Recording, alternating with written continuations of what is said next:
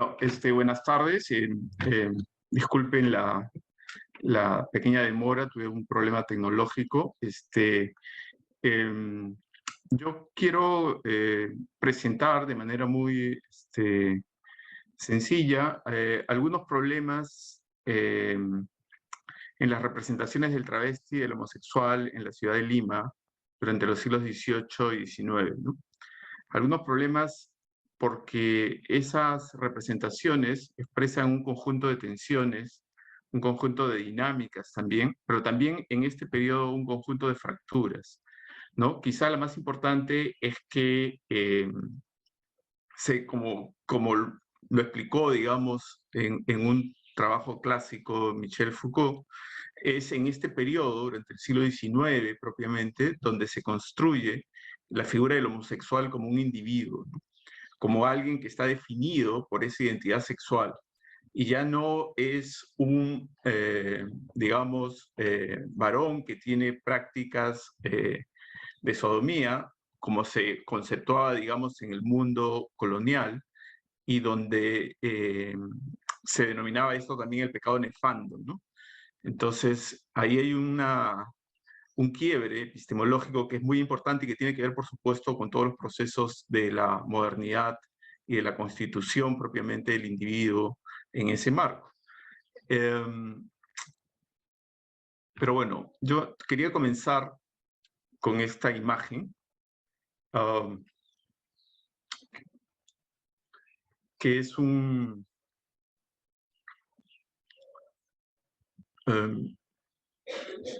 pintura que representa el retorno de la fiesta del Paseo de Amancares, ¿no? Esta pintura es de aproximadamente mediados del siglo XIX, y nos permite, creo, introducir, digamos, cuáles eran los umbrales tolerables de las representaciones de la sexualidad, ¿no? Porque muchas veces se piensa que en el siglo XIX, digamos, no había una representación explícita de la sexualidad en la ciudad de Lima, ¿no? Y creo que esta imagen nos muestra con claridad cómo en esta fiesta, que era una fiesta transversal, era una fiesta en la que participaban, digamos, prácticamente todos los sectores sociales. El 24 de junio, la fiesta se denominaba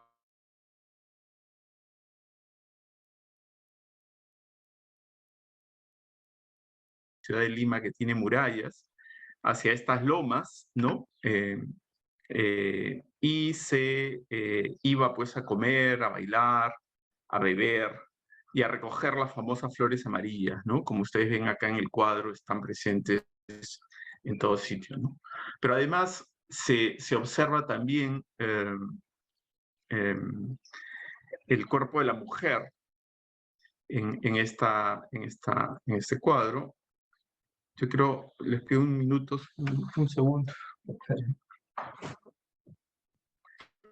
No tengo la referencia exacta acá, pero si me permiten, para ser más preciso.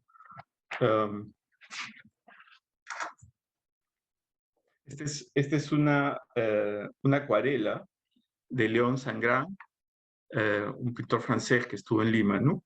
Exactamente es de 1837, para tener el dato exacto. Bueno, y en esta acuarela entonces se ve pues esa exaltación, ¿no es cierto?, propia de una fiesta que tiene resonancias populares y agrarias, ¿no? No es casual que sea el 24 de junio, y en la cual esa regeneración de la tierra implicaba también una celebración de la sexualidad, como es bastante evidente en la imagen, ¿no? Entonces, esta idea de pensar la Lima del 19 como una Lima pacata o reprimida, o que sometía, digamos, a las representaciones discursivas o gráficas a una censura, no es tan cierta, y vamos a seguir viendo otras imágenes. Este es un dibujo de Ignacio Merino que acompaña a la edición de Lima por dentro y fuera, de Terrayo y Landa, donde claramente se está dibujando, digamos, un acto de adulterio, ¿no? Directamente, ¿no? Y con una clara connotación sexual. Noten ustedes los cuerpos semidesnudos del varón y de la mujer. Este libro, Lima por dentro y fuera, de Terray y Landa, es un clásico, digamos, de la sátira contra Lima, ¿no? Es un libro que era odiado, por ejemplo, por Raúl Porras Barnechea, ¿no? Eh, él era muy defensor, digamos, de, de la gloria de Lima, ¿no? Y entonces este libro que despotricaba, digamos, de sus habitantes y de sus prácticas, pues le parecía un libro infame, ¿no? Pero este es un dibujo que circuló en un impreso de mediados del siglo XIX, ese es el punto que quiero destacar hoy. Y este es otro dibujo que también es del mismo libro, de la misma edición, eh, que establece una asociación entre las mistureras y la prostitución femenina, ¿no? Nótese a la mujer fumando, ¿no? La pose del cuerpo, ¿no? La invitación, etcétera, ¿no? Entonces, lo que quería mostrar con estas imágenes es que hay una representación de la sexualidad explícita, tanto en textos como en dibujos o pinturas, en esta primera mitad del siglo XIX. Y hay que recordar que uno de los primeros textos, digamos, de carácter literario que representa a los homosexuales, tiene que ver, se publica justamente en el Mercurio Peruano, que es una revista, la revista por excelencia de la ilustración en el Perú entre 1790 y 1795, ¿no? El Horizonte Ilustrado, como saben ustedes, es un momento muy significativo porque se establece una nueva mirada sobre la sociedad, se revaloriza el trabajo, la verdad tiene que derivar, digamos, de experiencias, de estadísticas, de comparaciones, de descripciones, ¿no? Se modifica completamente estas visiones escolásticas más tradicionales, ¿no?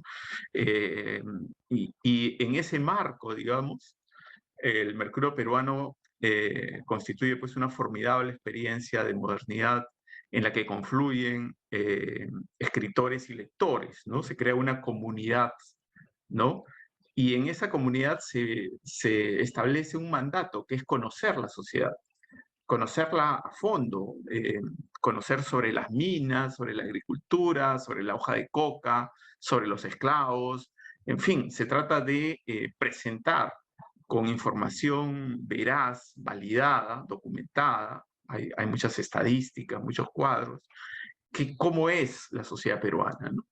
Y en esa dinámica aparece esta famosa carta sobre los maricones de Lima, eh, que es un texto ficcionalizado, ficcional, digamos, ¿no?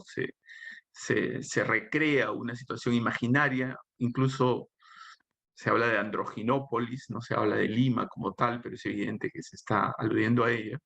Eh, y se trata de un extranjero que es conducido a una fiesta, y en esa fiesta se da con la sorpresa que quienes participan ahí son varones disfrazados de mujeres, y además se traza una correlación que va a ser muy importante en gran parte del siglo XIX, y que es una correlación entre la comunidad afroperuana y las prácticas sexuales transgresoras, ¿no? Y esto deriva y está vinculada con las políticas sexuales de la esclavitud, ¿no? Como parte, digamos, del sometimiento del cuerpo esclavo, hubo disposición sexual de esos cuerpos por parte de los amos, ¿no? Esto era una práctica extendida, eh, y se construyeron discursivamente ciertos estereotipos para justificar y legitimar esta práctica. Y esto no solo ocurrió en el Perú, ocurrió en en todas las sociedades donde hubo, digamos, un sistema esclavista significativo, ¿no? Estados Unidos, Brasil. Eh, y consistía en lo siguiente, ¿no? En que la representación, el varón esclavo era sometido a una doble, digamos, representación. Por un lado, se lo presentaba como un sujeto peligroso en el orden social y sexual, un violador potencial, ¿no? Y de ahí ese famoso sintagma que hasta ahora sobrevive, ¿no? De negro violador, ¿no? Y que de alguna manera con esto pues se legitimaba y se hacía más apremiante la necesidad del dominio y del control sobre ese cuerpo, ¿no? Pero también aparecía la feminización de este cuerpo del varón esclavo, ¿no? Y entonces el esclavo afeminado o sometido, digamos, a un control en el cual no podía mostrar virilidad, aparece también como construcción discursiva, y ahí aparece esta otra frase también, negro maricón, ¿no? Entonces, negro maricón en términos de la época, por supuesto, es un uso, estoy repitiendo acá el uso propio de los documentos de época, y negro violador, sirven para legitimar, digamos, el control sobre el cuerpo del esclavo varón, ¿no? Y esto va a haber una serie de fuentes, digamos, a lo largo de la historia colonial y también durante el siglo XIX, en el que esta correlación entre sexualidad y etnicidad se va a mantener, ¿no? En el caso de la mujer esclava, para legitimar la violación que hacían más bien los amos sobre ella, pues se presentaba a la mujer esclava como una mujer provocadora, sensual, insinuante, que tenía una capacidad de goce sin límite, ¿no? Y esa construcción, digamos, también de alguna manera ha sobrevivido en la mirada hegemónica, patriarcal y, por supuesto, racialista sobre el cuerpo de la mujer afrodescendiente, incluso hoy, ¿no? Entonces, ese es un primer documento que se da en el marco de la Ilustración y que va a terminar volviendo al texto del Mercurio peruano, va a terminar esta fiesta con la irrupción, digamos, de las figuras de la autoridad, ¿no? Y van a llevarse, digamos, a todos los que han participado en esta fiesta y los van a castigar, digamos, físicamente, se les va a cortar el pelo, ¿no? Porque muchos de los varones travestis de época, pues, se dejaban el pelo largo, ¿no? Ah, y se afeitaban cuidadosamente, ¿no? Esas eran como dos prácticas que están registradas en varios textos, ¿no?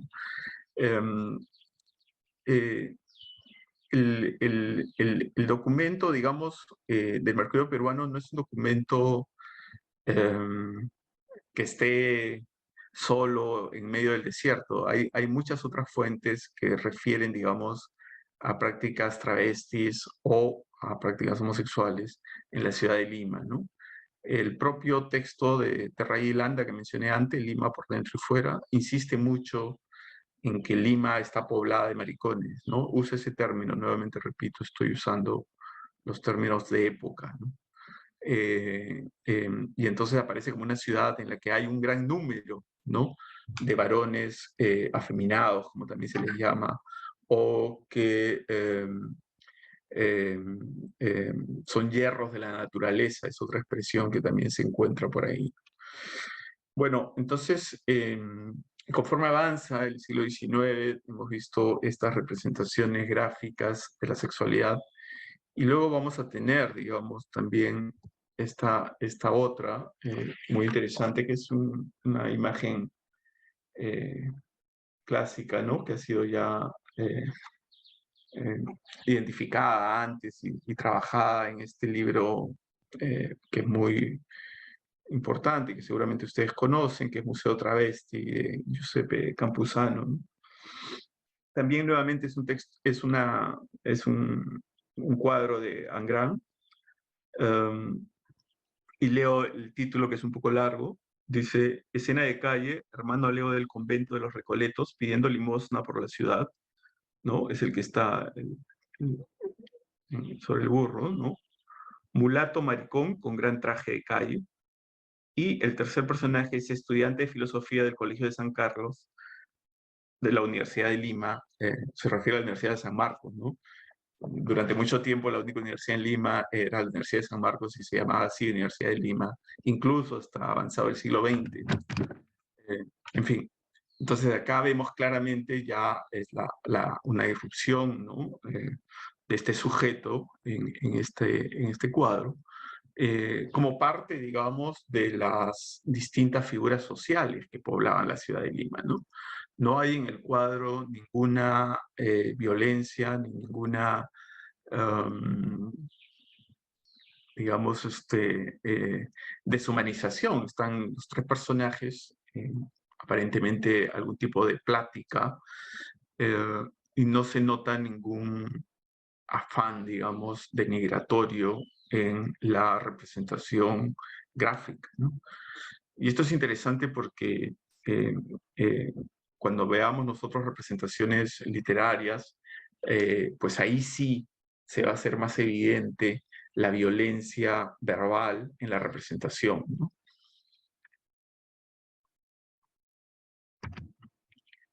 El texto que quería yo tomar un poco como ejemplo, porque ha sido menos conocido y no, eh, es este que se llama El paseo de Amancaes y prisión de los maricones, ¿no? Este texto, permítanme un segundo.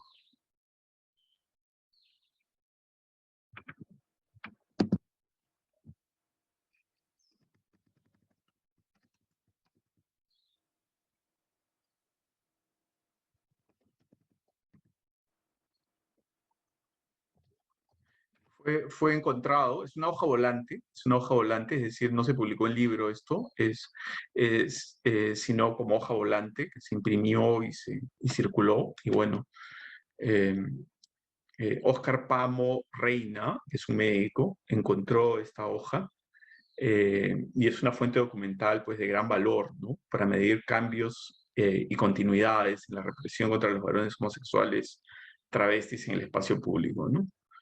Eh, em, no sabemos la fecha exacta de publicación, pero coincide más o menos con las otras imágenes que les he puesto, ¿no? Un poco para...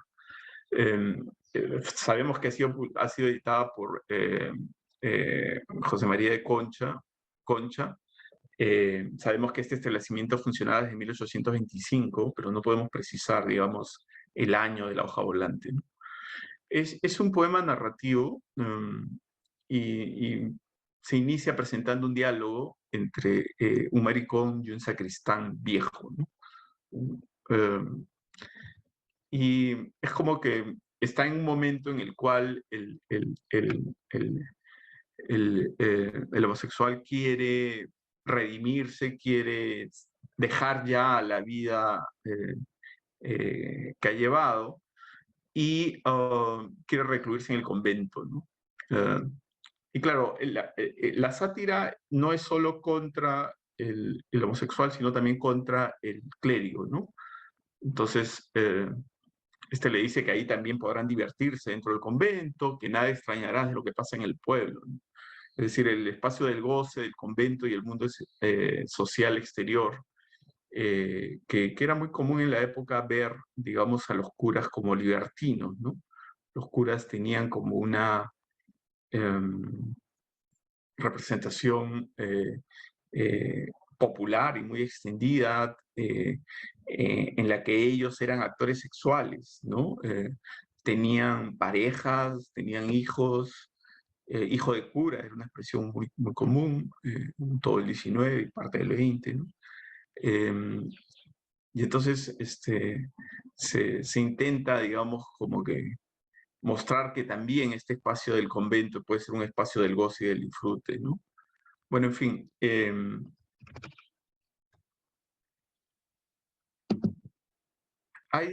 este texto me parece a mí interesante porque vemos cómo en él todavía está muy vigente el discurso religioso, la mirada, digamos, sobre la homosexualidad en códigos religiosos, pero a la vez ya van apareciendo, digamos, los nuevos discursos propios de la modernidad, ¿no? Para configurar el cuerpo homosexual. Por ejemplo, el discurso jurídico penal, ¿no? El discurso de la represión, ¿no es cierto? Y que va a ser tan importante durante el siglo XX, ¿no? Lamentablemente va a ser un discurso que se va a imponer, ¿no? Es decir, el cuerpo homosexual por el mero hecho de existir ya constituye una violación, ¿no?, de la ley con mayúsculas, ¿no? Y entonces puede ser perseguido, puede ser encarcelado, puede ser sometido, y se intenta borrar, ¿no?, su presencia en las calles, como lo hemos visto hasta hace muy pocas décadas, ¿no? O incluso más reciente. Bueno, no, quería decir simplemente que aparece nuevamente la marca racial acá, ¿no? Leo un verso, dice: el célebre arrepentido que estaba con nuestro lego, también de mujer se viste, y se compone los crespos, ¿no? Los crespos, ¿no? Ahí la marca racial, ¿no? Bueno, se trata de que ambos, nuevamente el tema de la fiesta, ¿no? Se travisten para ir a una fiesta. Y luego salen hacia la plaza, digamos, y empiezan a juzgar a las mujeres que pasan, en fin. Es un texto que claramente quiere estereotipar eh, y ridiculizar la conducta del homosexual, eh, pero que a la vez nos muestra, digamos, cómo esa presencia estaba instalada en los espacios sociales, ¿no? De la ciudad de Lima, ¿no? Por ejemplo, ¿no? Leo otro verso, dice: se disponen todos ellos, está refiriéndose al grupo que está en la fiesta, a gastar como unos locos, porque hay maricones buenos que por su oficio maldito suelen tener muchos pesos, ¿no? Y ahí hay una acusación probablemente a la prostitución masculina y a la hipotética rentabilidad económica, ¿no? Entonces, claro, lo que ellos hacen es ponerse de acuerdo finalmente para ir a Mancares, ¿no? Por eso puse la primera imagen, ¿no? Recuerdan la primera del retorno de la fiesta de Mancares, ¿no?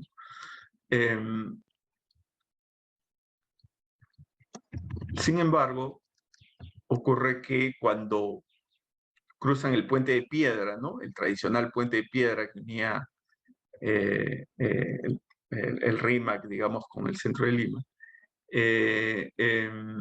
dice, y leo: los empuñan al momento y al cuartel de policía me los meten sin remedio. El chasco fue muy pesado, que ahora van para el encierro de Guadalupe, ¿no? Entonces, estos cuerpos travestis son sometidos a la ley por anhelar el disfrute y la libertad, ¿no?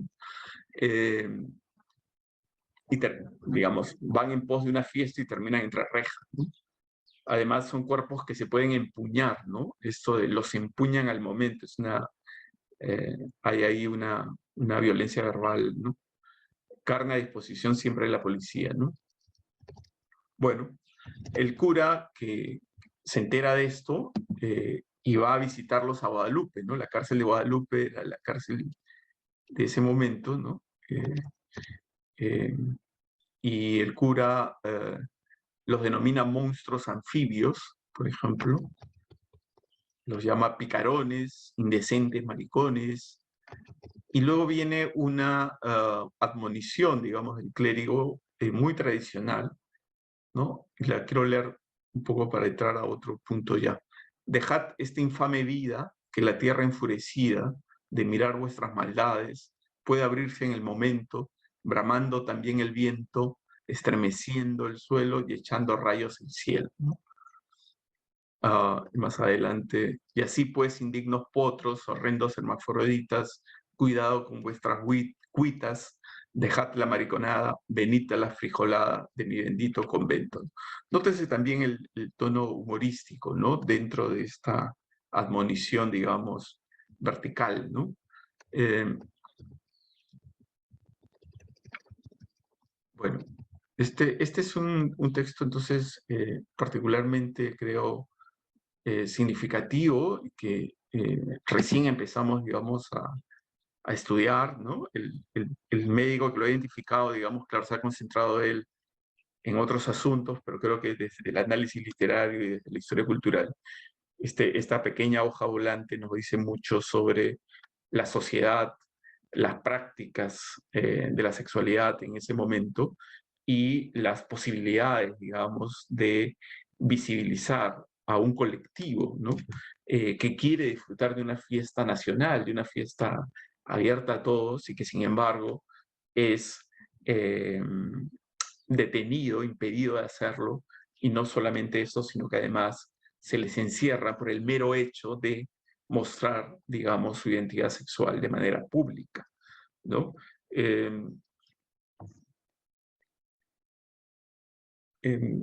Siguiendo en el 19, digamos, podemos encontrar otras fuentes de representación.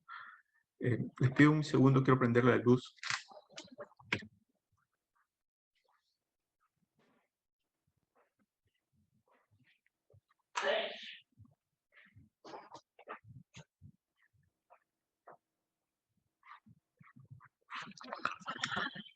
Y entre esas muchas, o por lo menos muchas quizá no, pero sí varias otras fuentes de representación que podemos encontrar en la literatura y en distintos textos, destaca, creo, nítidamente el cuento, el relato Lorencita de Manuel Atanasio Fuentes, ¿no? Es un relato que eh, se ha comenzado a estudiar, digamos, de manera sostenida en los últimos años. Bueno, yo tuve la suerte, digamos, de ser uno de los primeros en estudiarlo en esta perspectiva de las identidades sexuales, en un libro mío que se llama La mirada de los gallinazos, del 2013. Eh, y, y luego también he publicado un artículo más largo sobre el texto de Lorencita y Juana la Marimacho, la tradición de Ricardo Palma, en un libro de historia y género que editó Claudia Rosas, ¿no? Para quien le pueda interesar. Pero bueno, el cuento, este relato es crucial porque por primera vez eh, um, un varón homosexual se convierte en el protagonista de la historia, ¿no? Del relato, ¿no? Eh, y se nos narra de manera discontinua la vida de este personaje, ¿no? Que va a atravesar una serie de circunstancias y va a estar sometido a una serie de disciplinas, de instituciones disciplinarias, y también va a resistir a esas mismas instituciones disciplinarias, ¿no?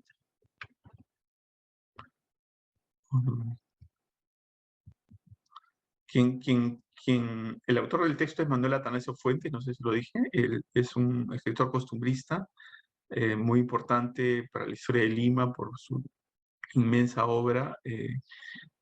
Usaba el seudónimo del murciélago porque tenía una hoja volante que se llamaba el aletazo del murciélago.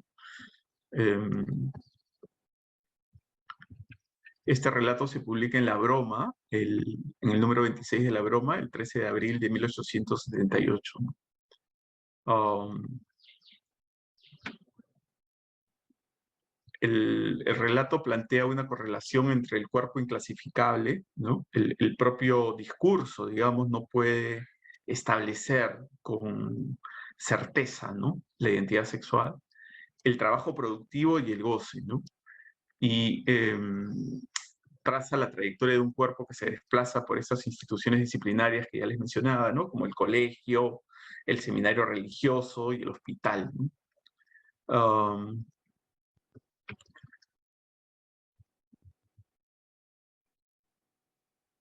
El relato comienza presentando la niñez de este personaje y, y imponiendo desde el discurso, digamos, el enfoque que va a guiar la perspectiva del narrador, ¿no? Dice, comillas, en ese niño había sufrido la naturaleza una equivocación quedándose indecisa, ¿no? Fin de cita, ¿no?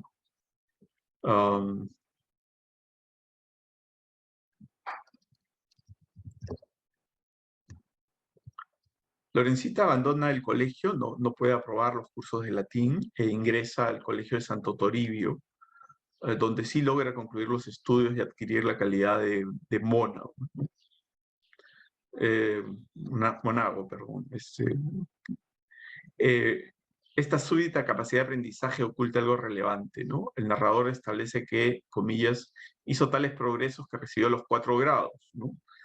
Hay una insinuación, digamos, de intercambio de favores sexuales para concluir los estudios, ¿no?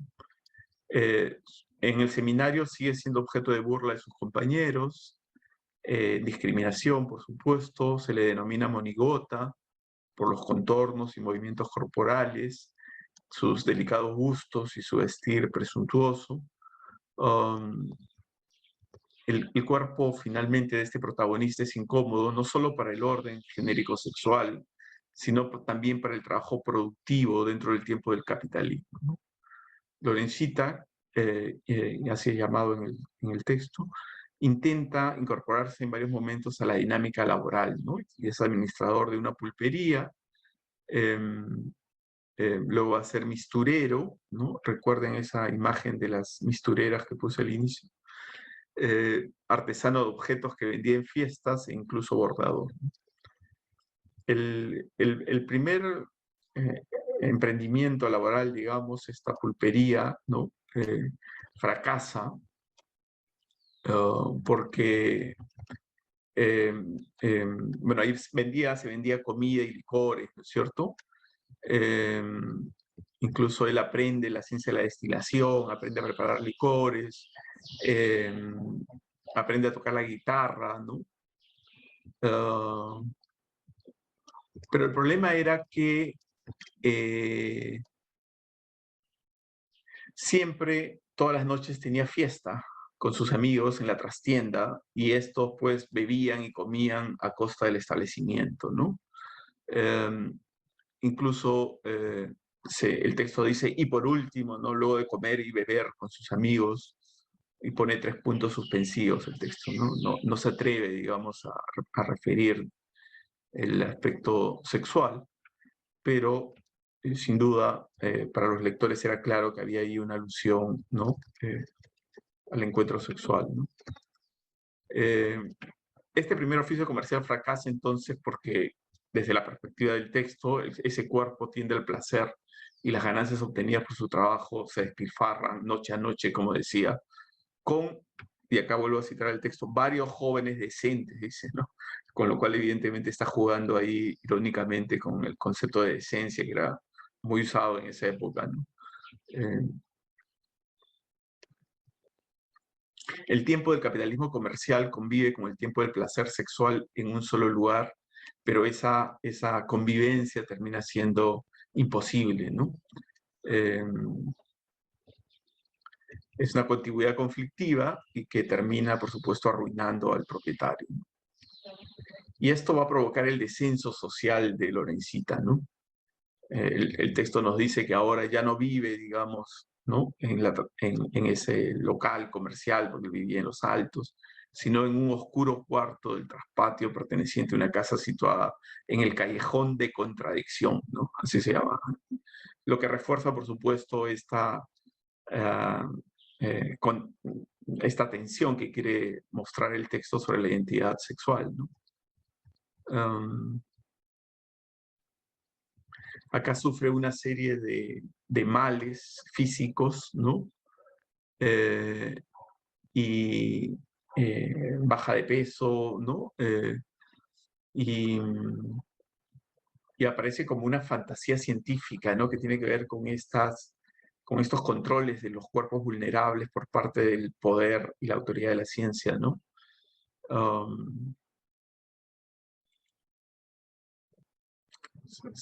Es como una irrupción totalmente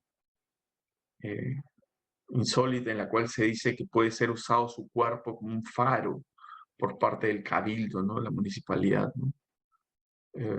Y que se le podría introducir una vela encendida en el interior. Lo dice el texto literalmente, estoy citando, una vela encendida en el interior. La violencia de la imagen que fusiona el afán de conocimiento sobre el cuerpo transparente y vacío contiene una dimensión sexual inocultable. El insensato propósito se abandona no por consideración al sujeto, sino que la luz no era posible por falta de ventiladores, no por falta de oxígeno. En principio, la lógica de la ciencia y la de la institución política se imponen plenamente no solo a la dignidad humana, sino a las fronteras del cuerpo mismo, ¿no? Bueno, hay una serie de aspectos que se pueden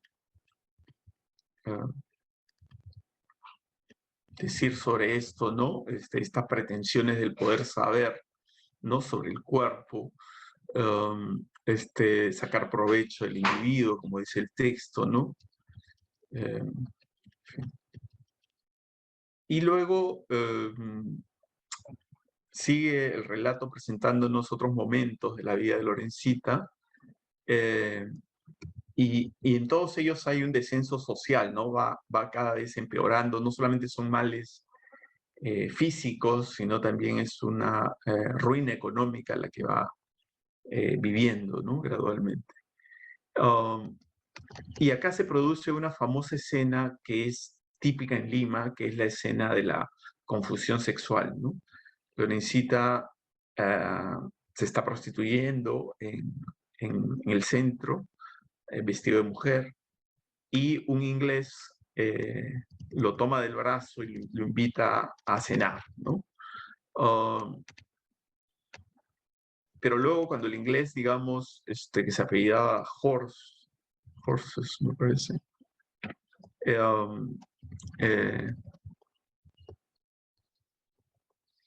digamos, quiere tener ese intercambio sexual, y descubre la verdadera identidad de Lorencita, el texto dice, ¿no? Comillas, no dijo una palabra, pero levantando un garrote que le servía de apoyo, armó tal tunda a la supuesta mujer que le echó por tierra medio muerto. Y claro, él va a terminar en el hospital por esto, y esa va a provocar su muerte, ¿no? Pero incluso lo van a llevar al hospital de mujeres, ¿no? Y ahí se van a dar cuenta que es un varón. Dice el texto, la abundante escena, la más abundante garroteadura, ¿no? O sea, los golpes con el garrote, ¿no? Y los achaques de la dolencia crónica aparecen como causas de la muerte, ¿no? Enterados de la noticia, sus amigos exclaman, ya murió la pobre Lorencita. Esta frase que cierra el texto remite al poder de nombrar el cuerpo inclasificable y disfuncional con una mezcla de conmiseración y simpatía, ¿no? Que no oculta ni la distancia ni el alivio entre los otros personajes anónimos, que solo funcionan como voces de los miedos y los deseos de los propios lectores, ¿no? Entonces, este texto de Lorencita a mí me parece particularmente valioso, ¿no? Para pensar las formas como se representaba estas vidas homosexuales en el siglo XIX, ¿no? Una historia fracturada en la propia estructura de la narración, como si fuese imposible representar la totalidad, ¿no? Una dialéctica que exhibe el poder saber de las biotecnologías, pero también celebra el poder y el valor de la vida disidente, ¿no? Que siempre lucha por escapar a ella, ¿no? Pese a las quiebras económicas y fisiológicas sucesivas, ¿no? Aunque al final fallezca el relato, quizás sin proponérselo, seguramente, celebra también la persistencia y la resistencia, sin proponérselo el autor, digo, ¿no? Celebra la persistencia y la resistencia de una vida en condiciones adversas, ¿no? Y acá quiero volver al PowerPoint para terminar ya con esta imagen. Esta es una viñeta, dos viñetas que aparecieron en el Perú Ilustrado, ¿no? Años después de Lorencita, pero que aluden al mismo tema, ¿no? Al engaño, no al engaño, sino eh, a la confusión social sexual, ¿no? En este caso es una persona elegante que cree que eh, eh, está la señorita Matilde adelante y se acerca a saludarla, y de pronto cuando esta voltea, en este caso no es un tema de confusión sexual, sino social, ¿no? Quien voltea es una mujer afroperuana, y por supuesto el personaje aparece completamente sorprendido y confundido por lo que ha ocurrido. Um, bueno, entonces en esta breve presentación he puesto, creo, sobre la mesa algunos de las dimensiones, digamos, que confluyen en la representación de sujetos travestis y homosexuales, tanto en la pintura como en algunos textos literarios durante el siglo XIX, ¿no? Y es un momento capital porque cuando nosotros estudiamos, digamos, otros episodios relevantes más adelante en el siglo XX, como el episodio de la calle Belauchaga o el episodio famoso de la fiesta de la Laguna de Barranco, vemos nosotros cómo sobreviven muchas de estas tipificaciones y muchas de estas eh, construcciones ideológicas sobre el cuerpo del homosexual y que se han prolongado durante gran parte del siglo XX, ¿no? A pesar de que también ha habido una lucha desde el propio sujeto homosexual por luchar, por conseguir derechos, carta de ciudadanía y una mayor presencia en nuestros espacios sociales en relaciones de igualdad, ¿no? Muchas gracias.